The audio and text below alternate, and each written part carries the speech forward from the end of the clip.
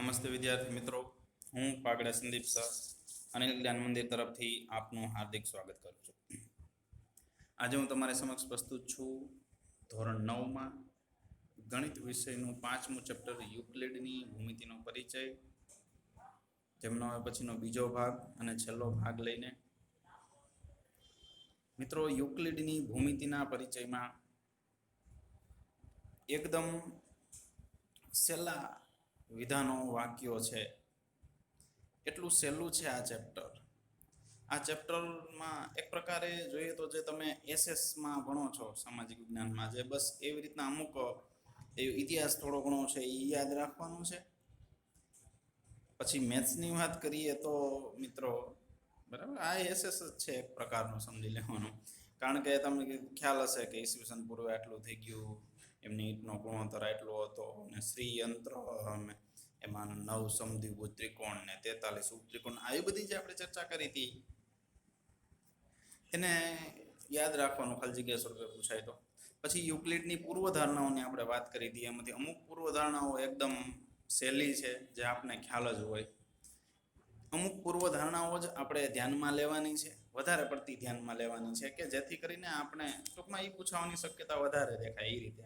અને એ આપણને ખ્યાલ હોય એને અનુલક્ષીને આપણે વધારે એક આઈડિયા એવો આવે, બરાબર. એટલા માટે આપણે એક વાત કરી હતી યુક્લિડની 5મી પૂર્વધારણાની, બરાબર. એની આપણે ચર્ચા કરીશું, કે જે સ્વાધ્યાયમાં એક એવો પ્રશ્ન છે જેની આપણે ગયા લેક્ચરમાં પણ ચર્ચા કરી હતી, બરાબર. અને ઉદાહરણ જોયા હતા, બંધ બેસતું આવતું હોય એ વસ્તુઓ સમાન હોય એને દાખલો હતો, એક અંબાજુ ત્રિકોણ બનાવવાનો હતો, એક રેખાખંડ હોય તો એની જેમ.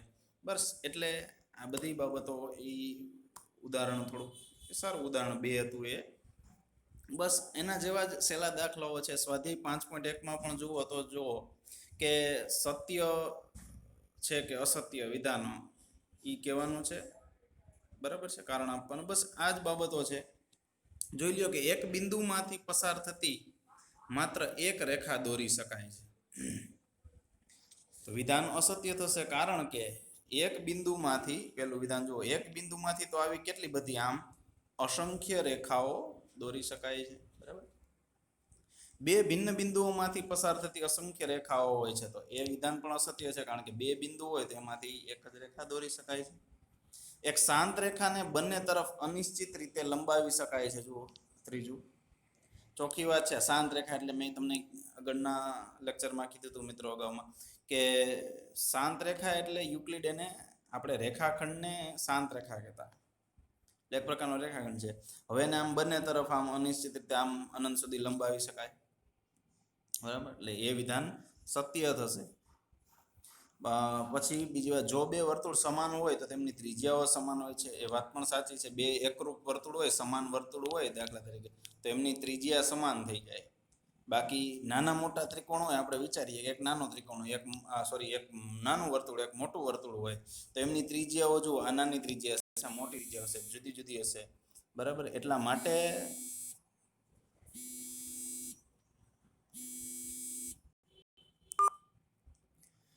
માટે મિત્રો કે બંને વર્તુળ જ્યારે સમાન હોય ત્યારે તેમની ત્રિજ્યાઓ પણ સમાન હોય છે મિત્રો, બરાબર છે.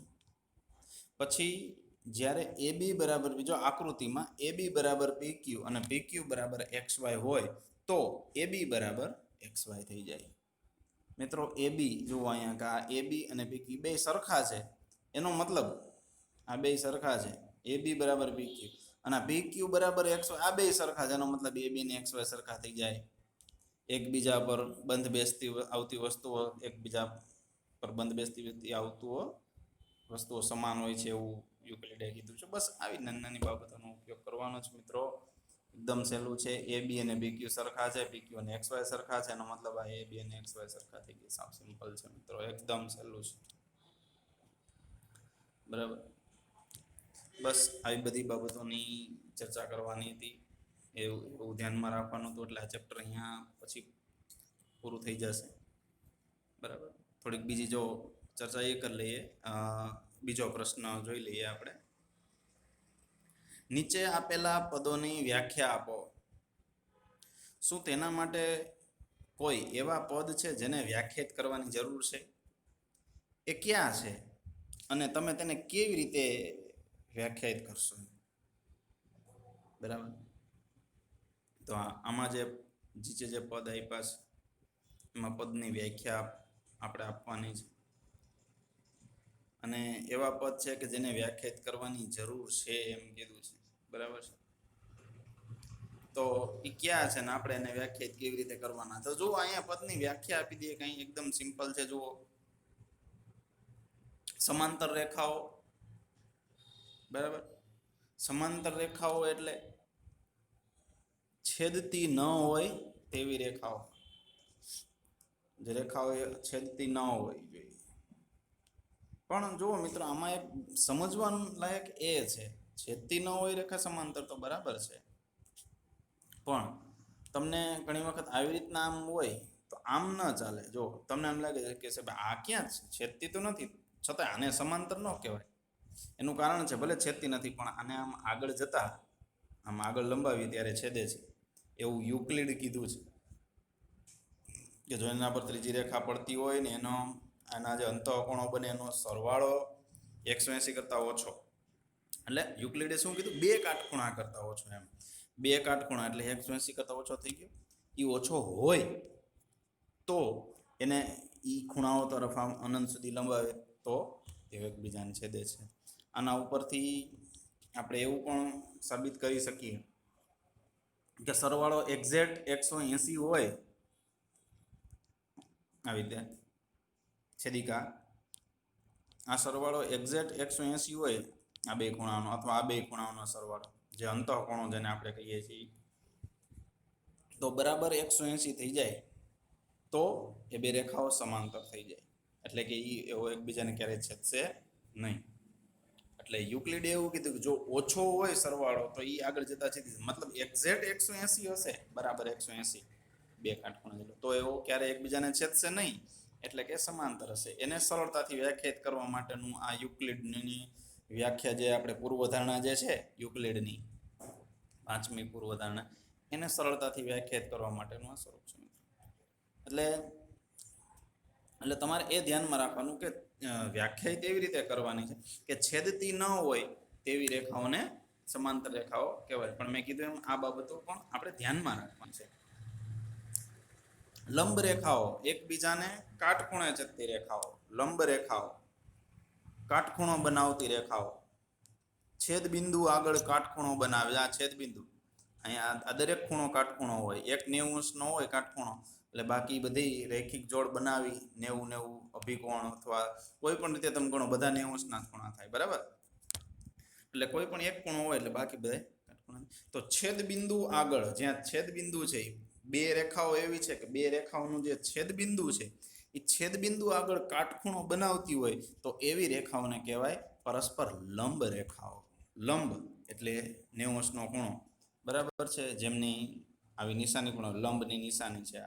તો આવી નિશાનીઓનો પણ આપણે આગળ ઉપયોગ આવશે જોશું. રેખાખંડ, રેખાખંડની વ્યાખ્યા આપણે એવું આપી શકીએ ને કે રેખાનો કોઈ એક નિશ્ચિત ભાગ, માની લો કે બિંદુ અહીંયા છે કોઈ અને બી, તો એનો એક ભાગ પડી દે એટલે આટલો જે ભાગ બન્યો આ એ બી, એ રેખાનો એક ભાગ એટલે રેખાખંડ થઈ ગયો, બરાબર. વર્તુળની ત્રિજ્યા, પછી જો એના પછીનું વર્તુળની ત્રિજ્યા, તો વર્તુળની ત્રિજ્યાને મિત્રો આપણે કઈ રીતે વ્યાખ્યાયિત કરી શકીએ, તો કે વર્તુળ છે આનું કેન્દ્ર, ત્રિજ્યા કોને કહેવાય, અહીંથી આ સુધીનું અંતર, આને આપણે ત્રિજ્યા કહીએ. આવી ઘણી બધી ત્રિજ્યાઓ મળે, અસંખ્ય ત્રિજ્યા હોય અને એ સમાન ત્રિજ્યા હોય, એટલે આ બધી ત્રિજ્યાઓ જ છે. હવે એને વ્યાખ્યાયિત કરવી હોય તો મિત્રો કઈ રીતે કરી શકાય, તો કે જો આ બિંદુ જે છે વચ્ચે એને આપણે કેન્દ્ર કહીએ છીએ, વર્તુળનું કેન્દ્ર, અને અહીંયા જે આ બિંદુઓ રહેલા હોય છે એ શું છે, વર્તુળ પરના જ બિંદુઓ છે. કારણ કે વર્તુળ હકીકતમાં એક બિંદુઓનો ગણ જ છે. એટલે આ બધા જે વર્તુળ આપણે દોર્યું છે અથવા તો વર્તુળનો પરિઘ આપણે જે કહીએ છીએ એ બિંદુઓનો જ બનેલો છે, અસંખ્ય બિંદુઓનો બનેલો છે, બિંદુઓનો એક સમૂહ છે. એટલે આ વર્તુળ પરનું બિંદુ અહીંયા થઈ જાય, માની લો કે એક બિંદુ અહીંયા લો અને આ કેન્દ્ર છે, કેન્દ્ર અને આ બિંદુને જોડીએ એટલે આપણે શું મળી જાય, ત્રિજ્યા મળી જાય. તો એનો મતલબ કે આપણે કોઈ પણ બિંદુ, અહીંયા કોઈ બિંદુ માની લો કે આ લીધું, બરાબર છે, આને જોડી દે એટલે શું બની ગયું, એ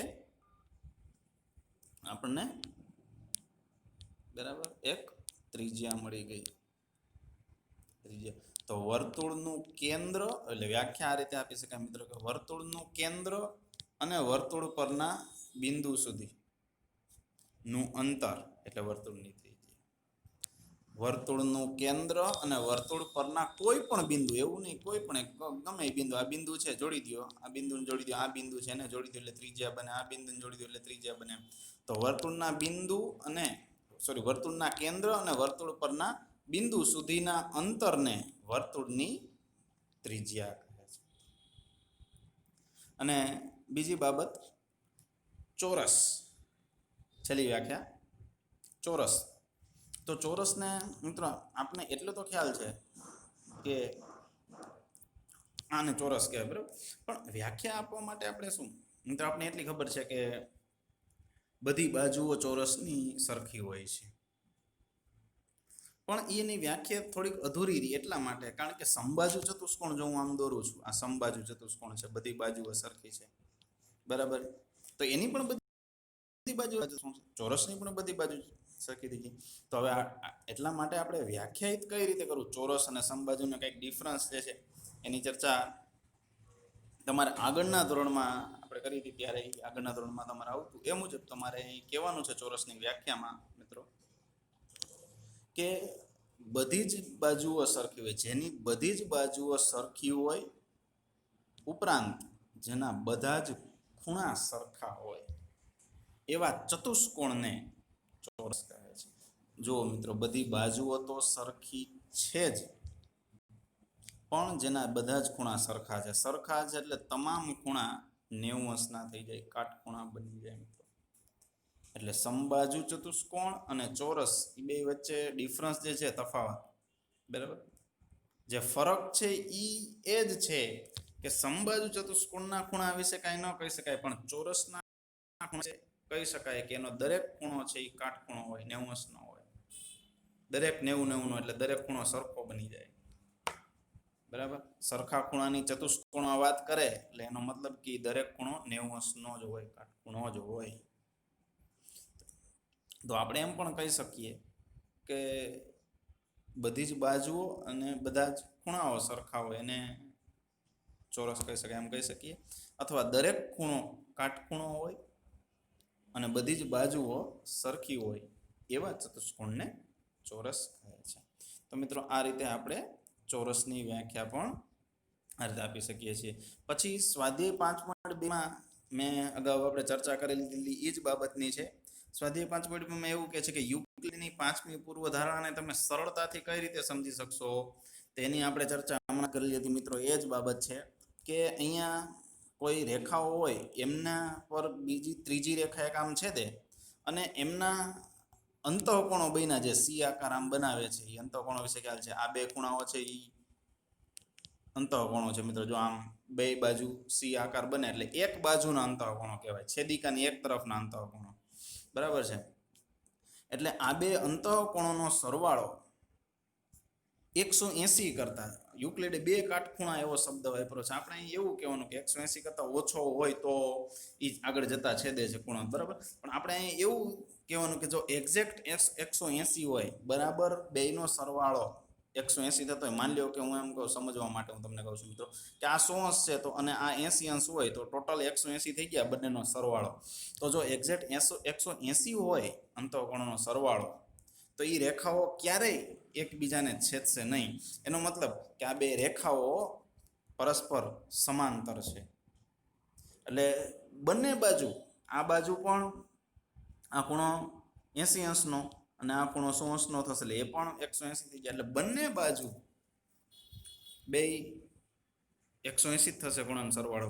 એટલે એ એક્ઝેક્ટ પેરેલલ એક બરાબર સમાંતર હશે. એ રેખાઓ ક્યારેય એકબીજાને છેદશે નહીં. બસ આ એનું સરળતાથી સમજવાનું રૂપ છે. અને આ ઉપરથી આપણે આ સમાંતર રેખાઓ વિશે ખ્યાલ પણ મળ્યો. તો આ યુક્લિડની 5મી પૂર્વધારણા જે છે મિત્રો આ ચેપ્ટરમાં એ જ અગત્યની છે, બરાબર, એ અગત્યની છે. બસ બાકી તો બીજી જે ચર્ચાઓ મેં કરેલી છે બે મેં કીધું એમ એકદમ સહેલી છે બધી બાબતો, વિધાનો ખરા ખોટા અને દાખલાઓમાં બસ એવું જ છે, બરાબર. બીજા વધારાના કોઈ એક્સ્ટ્રા દાખલાઓ આમાં નથી. બસ ખાલી પરિચય મેળવવાનો હતો યુક્લિડની ભૂમિતિનો. બરાબર. તો આ સાથે જ આ ચેપ્ટરને પણ આપણે અહીંયા પૂરું કરીએ છીએ. નેક્સ્ટ લેક્ચરમાં હવે આપણે મિત્રો સંભાવના ચેપ્ટરમાં થોડાક આગળ વધીશું મિત્રો. સંભાવના પણ એક અતિ અગત્યનું આગળના ધોરણ માટે આવતું એક ચેપ્ટર છે અને સહેલું ચેપ્ટર છે. આપણે પાયો બાંધીશું સંભાવના ચેપ્ટરનો નેક્સ્ટ લેક્ચરમાં. બરાબર. Thank you very much.